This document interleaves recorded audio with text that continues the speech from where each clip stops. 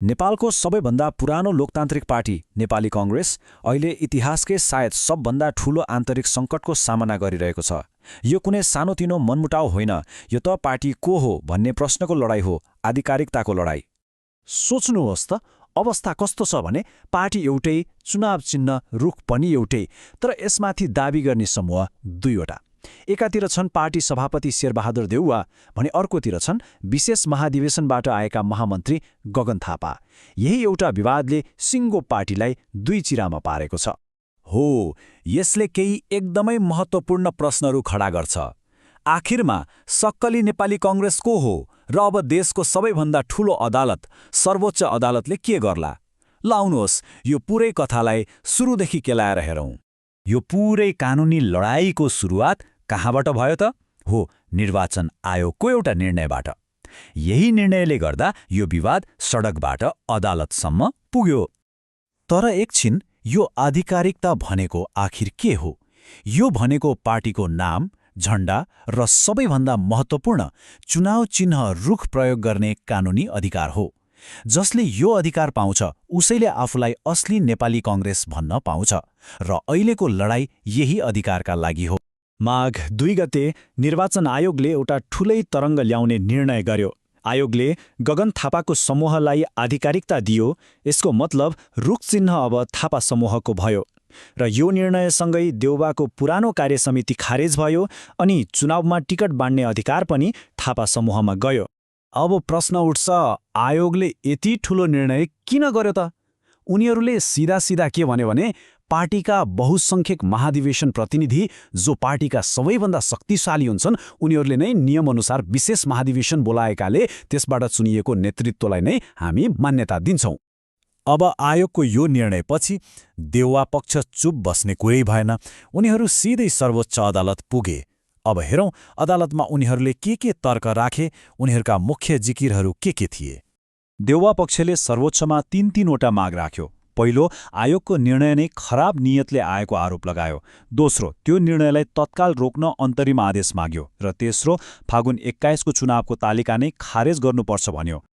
उनीहरूको पहिलो तर्क र सायद सबैभन्दा बलियो तर्क के थियो भने गगन थापा पक्षले बोलाएको विशेष महाधिवेशन नै गैरकानुनी हो, किनभने पार्टीको विधानअनुसार विशेष महाधिवेशन बोलाउने अधिकार केन्द्रीय समितिलाई मात्र छ, महामन्त्रीहरूलाई होइन। त्यसपछि आयो दोस्रो तर्क, जुन प्रक्रियासँग जोडिएको थियो। उनीहरूले भने निर्वाचन आयोगले हामीलाई आफ्नो कुरा राख्ने, सफाई दिने 15 देखि 25 दिनको समय नै दिएन, हतारमा एकतर्फी निर्णय गर्यो जुन सरासर गलत हो। तेस्रो कुरा, उनीहरूले त्यो हस्ताक्षरमाथि नै गम्भीर प्रश्न उठाए।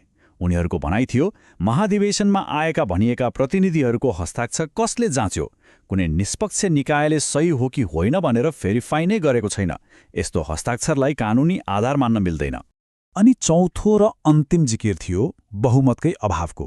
देउवा पक्षले के दाबी गर्यो भने करिब 800 जना प्रतिनिधिले त आफ्नो हस्ताक्षर फिर्ता लिइसकेका थिए। यति ठूलो संख्याले समर्थन फिर्ता लिएपछि बहुमत कसरी पुग्छ? एकातिर देउवा पक्षका यी 4वटा बलिया तर्कहरू थिए, तर अर्कोतिर गगन थापा पक्ष र निर्वाचन आयोगको जवाफ के थियो त? अब त्यो हेरौँ। पहिलो तर्कको जवाफमा गगन पक्षले पार्टीको विधान नै पल्टाइदियो। उनीहरूले भने विधानको धारा 17 को उपधारा 2 मा के लेखेको छ भने 40% महाधिवेशन प्रतिनिधिले माग गरेमा विशेष महाधिवेशन बोलाउनै पर्छ। यो केन्द्रीय समितिको इच्छाको कुरा होइन, यो बाध्यतात्मक व्यवस्था हो। प्रक्रियाको कुरामा निर्वाचन आयोगको जवाब झनै कडा थियो। आयोगले भन्यो देउवा नेतृत्वको कार्य समितिको कार्यकाल त मङ्सिर 23 गते नै सकिएको हो। त्यसैले त्यो समिति आफैमा कानुनी रूपमा कमजोर भइसकेको थियो। यो दुई वैध समूह बीचको विवाद नै होइन, त्यसैले लामो प्रक्रिया चाहिँदैन। हस्ताक्षर शनाखतको कुरामा त गगन पक्षको जवाफ एकदमै सोझो थियो। उनीहरूले भने नेपाली कांग्रेसको विधानमा कहाँ लेखेको छ र प्रतिनिधिहरूको हस्ताक्षर बाहिर लगेर शनाखत गर्नुपर्छ भनेर? विधानमा नभएको कुरा गर्न मिल्दैन। र बहुमतको दाबीमा त कुरै अर्कै छ। यहाँ त आकाश जमिनको फरक देखिन्छ।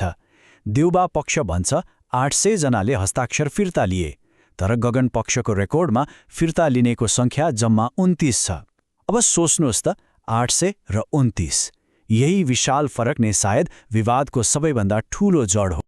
अब एकछिन रुकिएर यो पुरै लडाईँलाई सारमा हेरौँ न। वैधता, प्रक्रिया, हस्ताक्षर र बहुमत। हरेक मुद्दामा दुवै पक्षको तर्क कसरी एकअर्काको ठिक उल्टो छ त्यो यहाँ प्रष्ट देख्न सकिन्छ। यो तालिकाले पुरै कानुनी विवादको चित्र देखाउँछ। निर्वाचन आयोगले आफ्नो निर्णय दियो, दुवै पक्षले आफ्नो तर्क राखे। अब खेलको अन्तिम चरण सुरु हुन्छ, जहाँ रेफ्रीको भूमिकामा छ देशको सर्वोच्च अदालत। यहाँ समयको दौड हेर्नुहोस् त।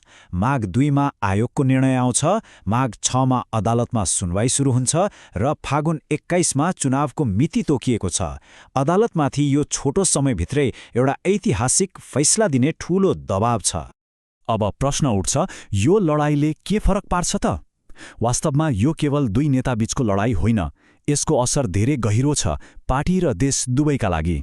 त्यसो भए दाउमा के छ त? पहिलो त पार्टीको ऐतिहासिक चिन्ह रुख्ने भइहाल्यो। दोस्रो, फागुन 21 को चुनावमा कसले टिकट बाँड्ने भन्ने अधिकार। तर त्योभन्दा पनि ठूलो कुरा, देशकै सबैभन्दा पुरानो लोकतान्त्रिक पार्टीको भविष्य र देशको राजनीतिक स्थिरता नै यो एउटा फैसलामा अडिएको छ। अन्तमा यो पुरै घटनाक्रमले हामीलाई एउटा निकै महत्त्वपूर्ण र सायद अलि असहज प्रश्नको अगाडि ल्याएर उभ्याउँछ।